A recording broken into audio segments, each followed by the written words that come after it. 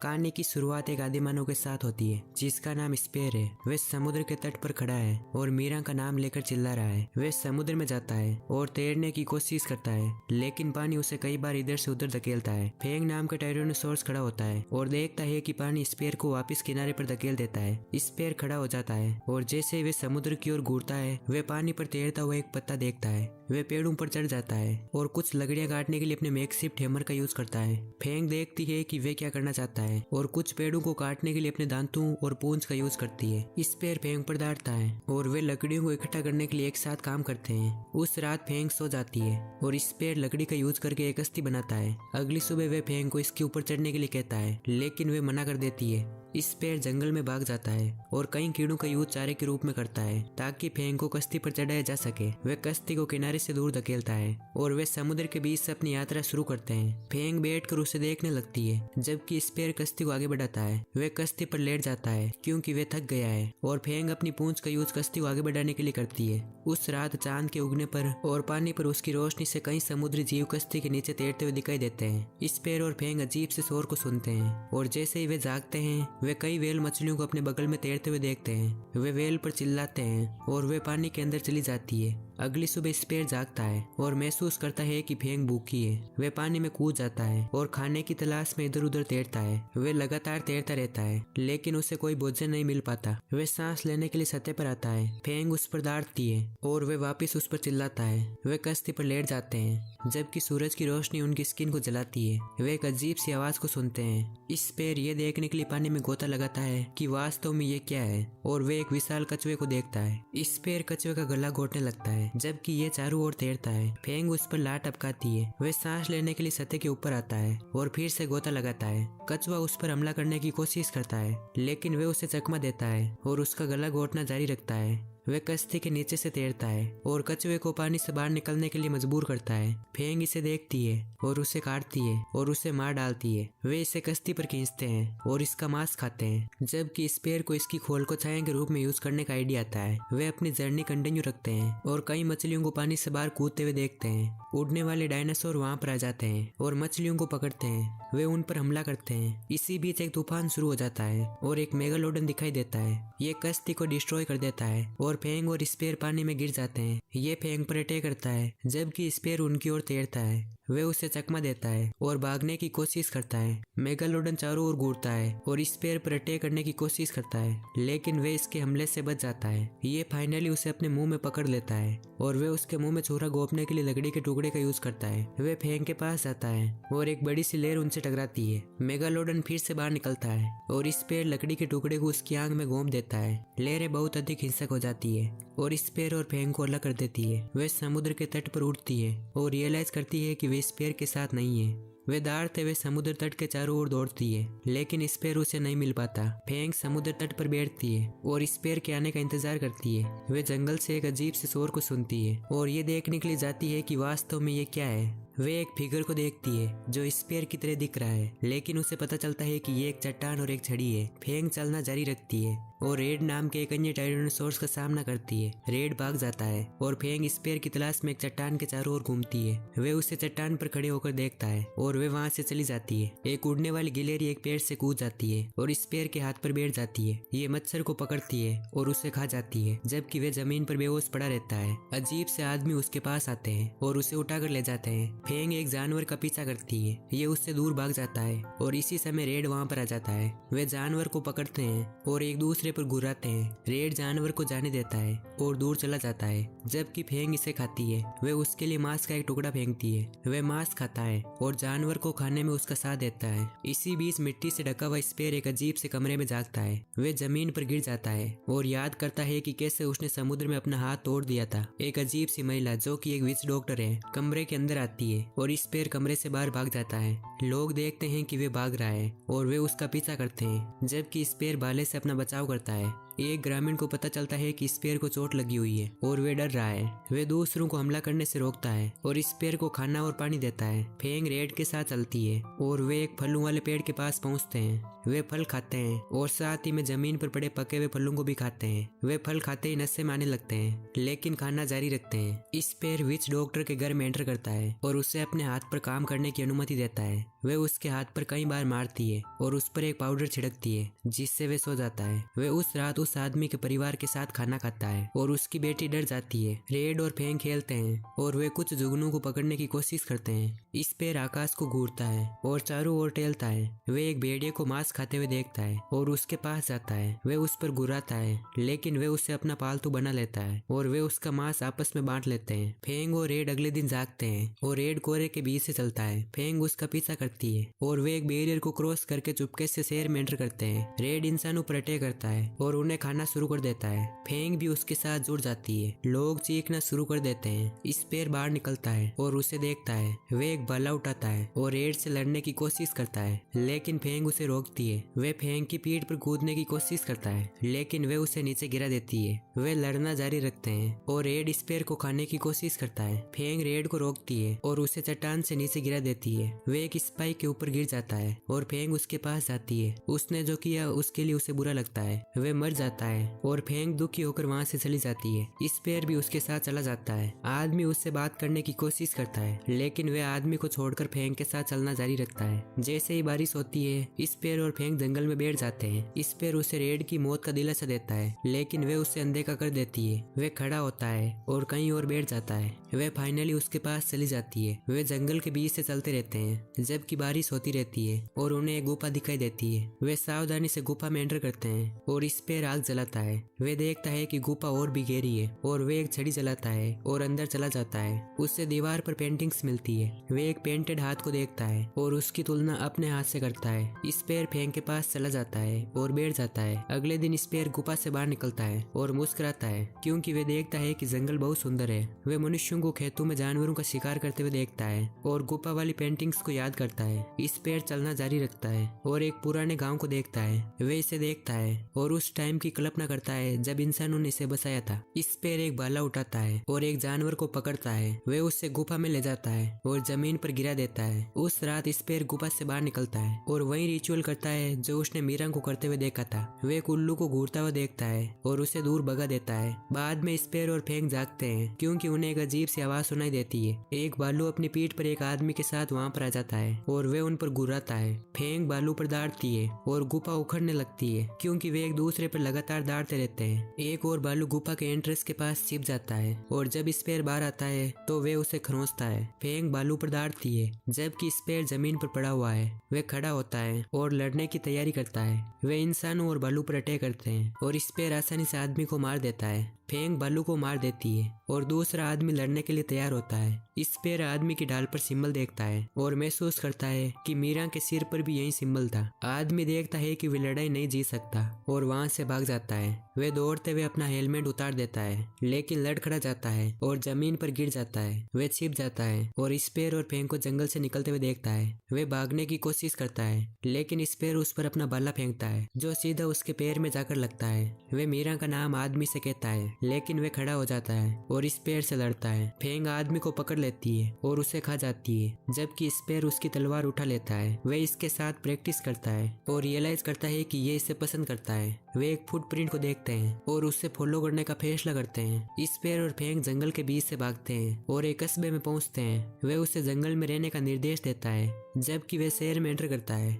और मीरा को ढूंढता है। स्पेयर शहर के बीच से चलता है और एक बिल्डिंग में कई गुलामों को देखता है। स्लेव घबरा जाते हैं लेकिन मीरा उसे देखती है और गले लगा लेती है। वे उसके साथ जाने की कोशिश करता है लेकिन वे दूसरे गुलाम लोगों को छोड़ने से मना कर देती है। स्पेयर मीरा और अन्य लोगों के साथ इमारत से बाहर चला जाता है। वे कोहरे से आने वाली घुर्राहट की आवाज को सुनता है और लड़ने के लिए तैयार हो जाता है। कई लोग भालू पर सवार होकर शहर पहुंचते हैं। गुलाम उन्हें देखते ही घुटने टेक देते हैं लेकिन स्पेयर लड़ने के लिए तैयार हो जाता है। है। भालू पर बैठा एक आदमी देखता है कि स्पेयर उसकी कोमरेड तलवार पकड़े हुए है और वे चिल्लाता है। आदमी स्पेयर के पास जाते हैं, वे उस पर अटैक करने की तैयारी करते हैं, लेकिन भालू कुछ सूंघते हैं और अनकंफर्टेबल हो जाते हैं। स्पेयर मुस्कुराता है, जबकि लोग आश्चर्य करते हैं कि क्या हो रहा है। तभी फेंग वहाँ पर आ जाती है। वे घर पर खड़ी होकर दौड़ती है, लेकिन वे इसके अंदर गिर जाती है। एक आदमी स्पेयर पर अटैक करने की कोशिश करता है, लेकिन फेंग उसे खा जाती है। स्पेयर और फेंग आदमियों से लड़ते हैं और उनमें से ज्यादातर को मार देते हैं। एक आदमी अपनी झोंपड़ी से शोर सुनता है और देखता है कि क्या हो रहा है। वे दौड़ता है और लोगों को ये सूचित करने के लिए घंटी बजाता है कि उन पर हमला हो रहा है। लोग अपने घरों से बाहर निकलते हैं और स्पेयर और फेंग को लड़ते हुए और कई लोगों को मारते हुए देखते हैं। सरदार की पत्नी रिका अपने घर से बाहर निकलती है और लड़ने के लिए तैयार होती है। मीरा गुलामों को जंगल में भाग जाने का निर्देश देती है और एक आदमी उसका पीछा करता है।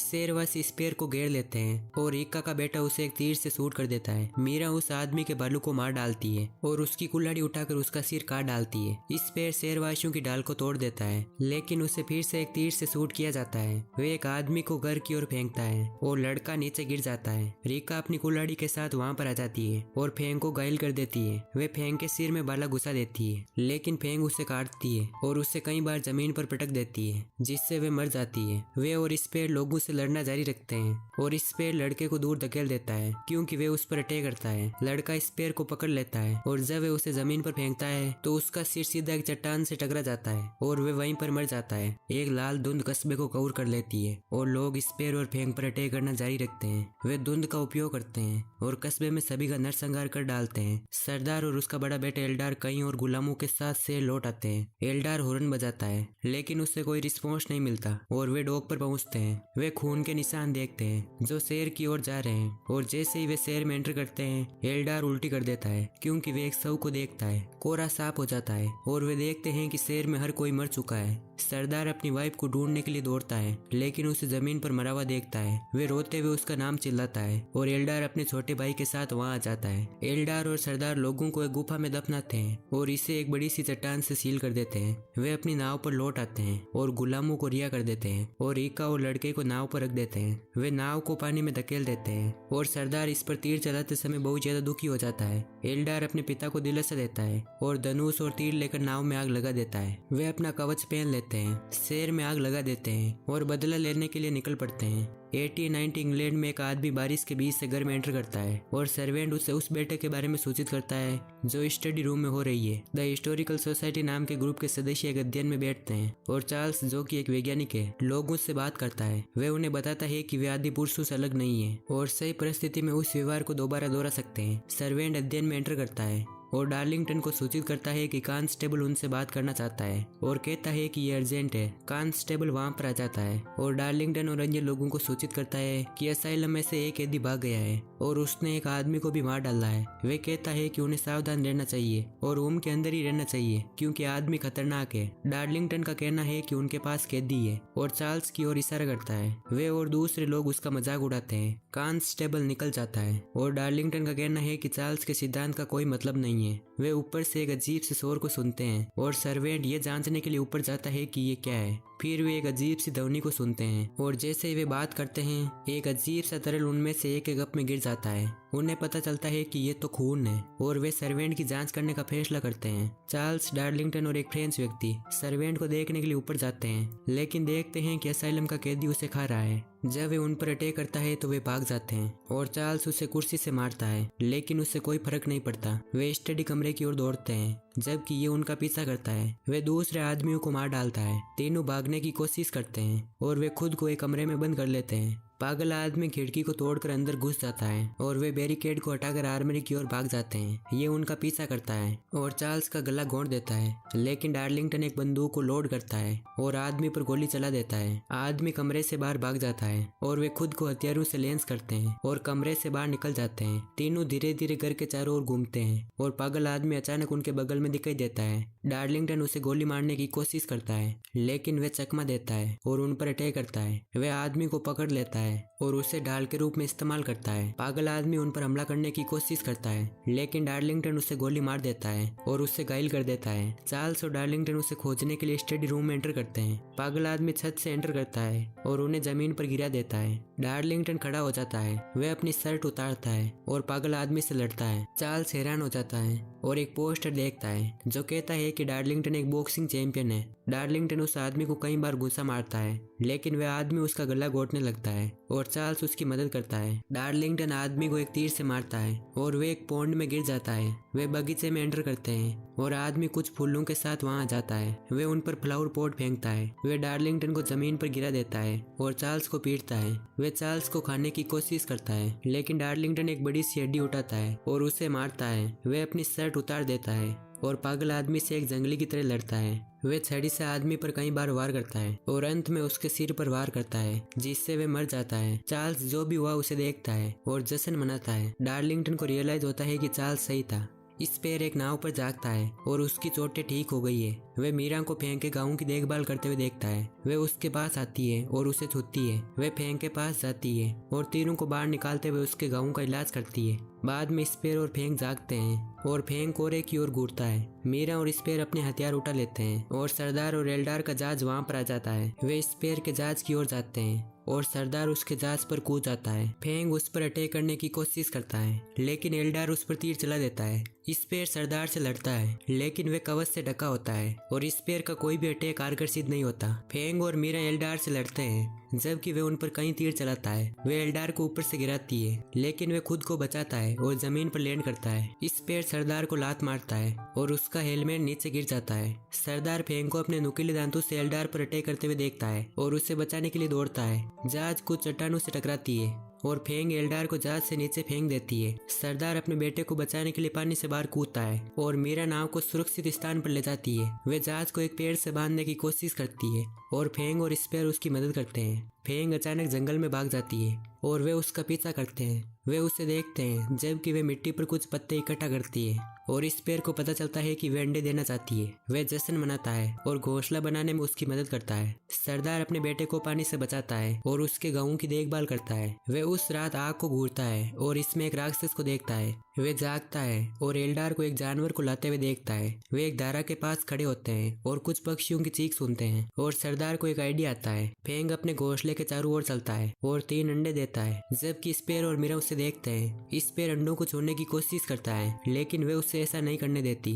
सरदार और एल्डार एक चट्टान पर चढ़ते हैं और कुछ बड़े पक्षी उनके चारों ओर उड़ते हैं। एल्डार पक्षी पर कूद जाता है, जबकि सरदार चट्टान पर चढ़ जाता है। वे पक्षी की गर्दन पर रस्सी बांध देता है और वे और उसका बेटा पक्षी को वश में कर लेते हैं। स्पेयर फेंक के लिए मछली पकड़ता है, जबकि मीरा जहाज को ठीक करती है। एल्डार और सरदार पक्षियों पर बैठकर वहां जाते हैं और उन पर अटैक करते हैं। फेंग अपने अंडों को पक्षियों से बचाती है और एक पक्षी मीरा को पकड़ लेता है और उसे हवा में उठा लेता है। एल्डार उसे गिराने की कोशिश करता है, लेकिन वे रस्सी पर लटक जाती है। वे रस्सी काट देता है और मीरा नीचे गिर जाती है, लेकिन स्पेयर उसे पकड़ लेता है। स्पेयर और मीरा सरदार से लड़ते हैं और उसे पक्षी से नीचे फेंक देते हैं। वे जंगल से होकर जमीन पर गिरता है, लेकिन गिरने से बच जाता है। वे खड़ा होता है और देखता है कि स्पेयर ने एल्डार को पक्षी से नीचे गिरा दिया है। एल्डार एक चट्टान पर गिरता है और मर जाता है। सरदार अपने मरे हुए बेटे को देखता है और पानी को अपने आप को दूर ले जाने देता है। स्पेयर और मीरा फिर से फेंग के साथ मिलते हैं और वे उससे गले लगाता है। सरदार एक चट्टान पर लेट जाता है और मरने के लिए तैयार हो जाता है।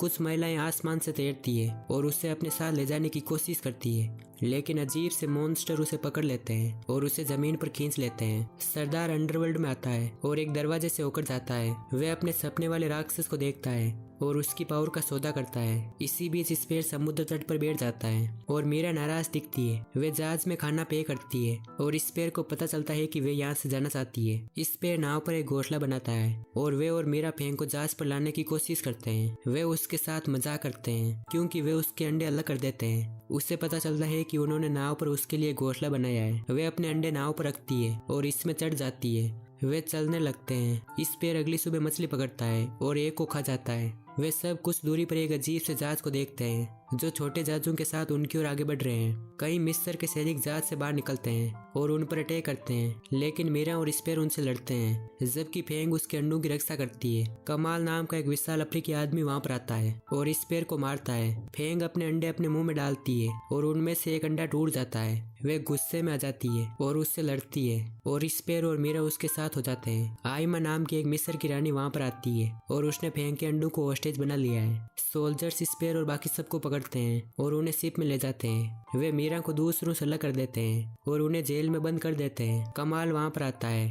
और एक कोठरी में बंद हो जाता है। स्पेर और फेंग उसे घूरते हैं लेकिन अंत में सो जाते हैं। फेंग जाग जाती है और देखती है कि सोल्जर्स उसे कैद करने की कोशिश कर रहे हैं। वे उन पर अटैक करती है लेकिन आयमा उसके अंडे के साथ वहां आ जाती है और उन्हें तोड़ने की धमकी देती है। स्पेर उसे शांत करता है और आयमा को पता चलता है कि वे स्पेर और फेंग को अपने फाइटर्स के रूप में इस्तेमाल कर सकती है। सोल्जर्स स्पेर और फेंग को एक जहाज में रखते हैं जबकि वे युद्ध के मैदान में जाते हैं। जहाज खुलता है और कमाल और सैनिक जहाज को छोड़ देते हैं। स्पेर और फेंग उस युद्ध को देखते हैं और लड़ाई में शामिल हो जाते हैं। स्पेर एक टावर पर चढ़ जाता है और शहर की रक्षा करने वाले तीरंदाजों को मार डालता है। फेंग सैनिकों को शहर में घुसने में मदद करता है। वे और अधिक सैनिकों पर अटैक करते हैं और उन्हें मार डालते हैं। राजा वहां पर आ जाता है और जब स्पेर और फेंग दौड़ते हैं तो वे डर जाता है।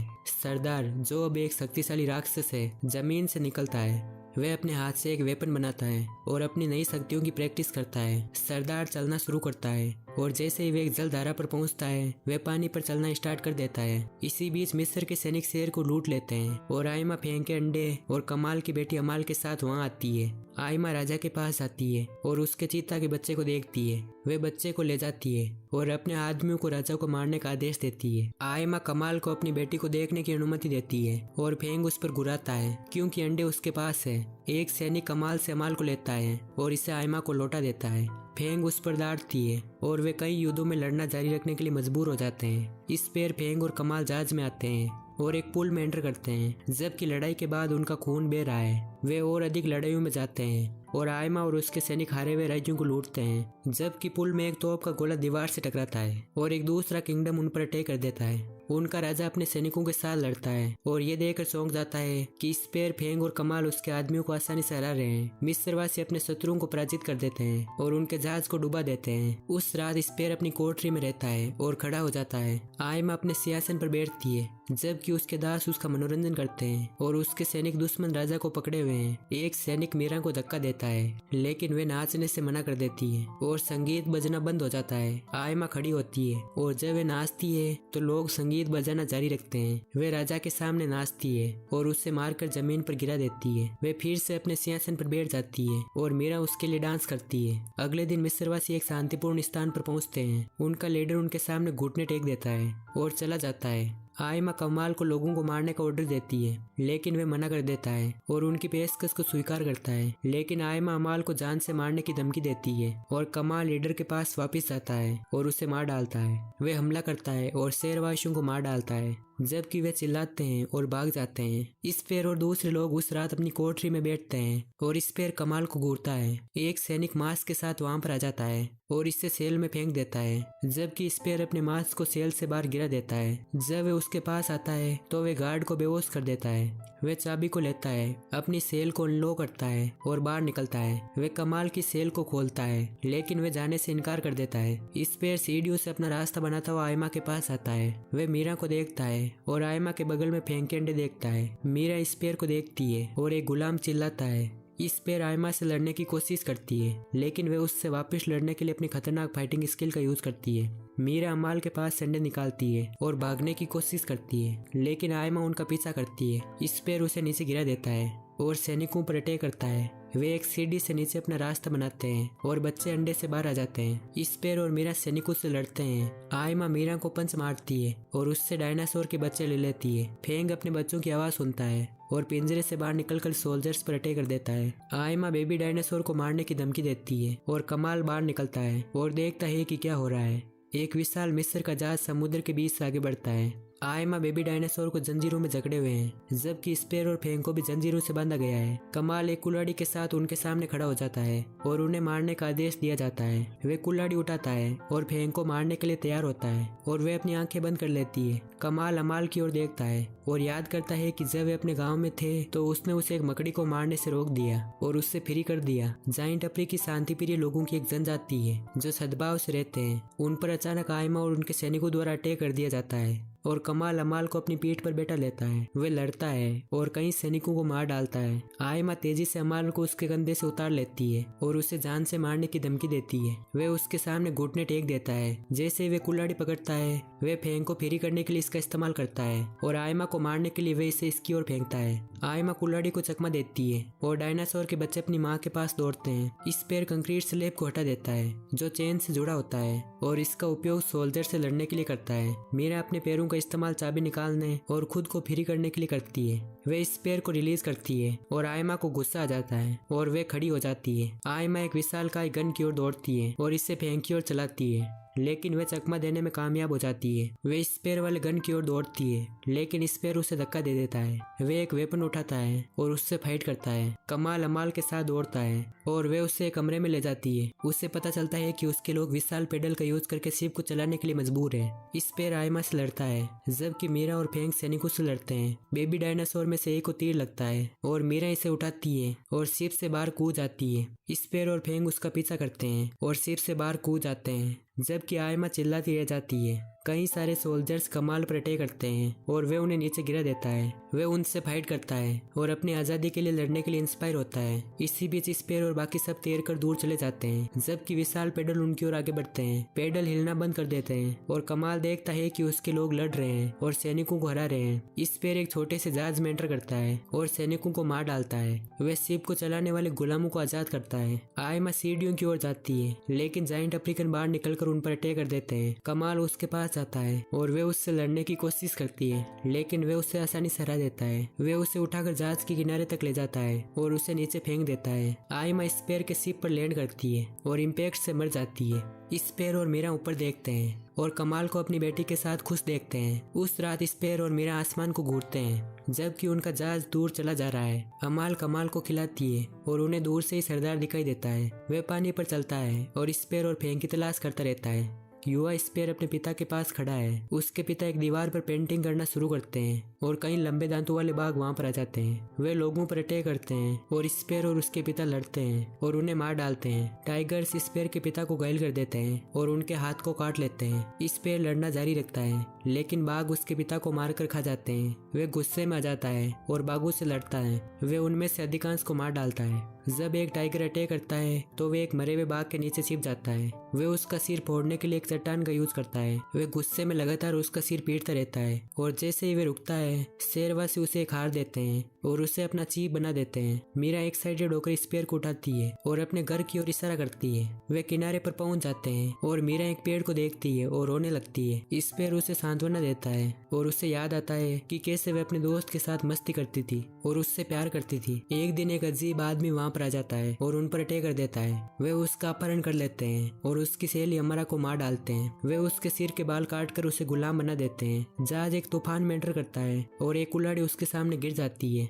वे अपने हाथों से बंधी हुई जंजीर को काट देती है। वे पानी में कूद जाती है और वहाँ से भाग जाती है। मीरा रोती रहती है और फेंग और उसके बच्चे नाव को छोड़ देते हैं, जबकि बच्चे तैरना सीखते हैं। स्पेयर और बाकी सब जमीन पर चलते हैं और एक गुफा में पहुंचते हैं। उस रात मीरा प्रार्थना करती है और स्पेयर उसके साथ जुड़ जाता है। अगली सुबह फेंग अपने बच्चों को स्पेयर के पास रखती है और गुफा को छोड़ देती है। वे भोजन की तलाश में घूमती है और एक तालाब में नहाती हुई महिला के पास आती है। महिला फेंग को देखती है और चिल्लाती है। मीरा और स्पेयर चीख को सुनते हैं और फेंग के पास दौड़ते हैं। मीरा फेंग को महिला पर अटैक करने से रोकती है और रियलाइज करती है कि महिला उसकी सहेली हमारा है। वे फिर से गले मिलते हैं और हमारा उन्हें अपने गांव ले जाती है। स्पेयर फेंग और बच्चे कस्बे में एंटर करते हैं और निवासी डर जाते हैं। मीरा उन्हें शांत करती है और चीफ से मिलती है जो उसकी वापसी के लिए जश्न मनाता है। कस्बे के लोग उस रात एक आग के चारों ओर बैठ जाते हैं और एक प्रदर्शन देखते हैं। वे झुकते हैं जबकि कोई चांद के रूप में ड्रेस पहना हुआ डांस करता है। मीरा उन्हें खाली इमारत में ले जाती है और फेंग दीवार को तोड़ देती है। वे अपने बच्चों के साथ सो जाती है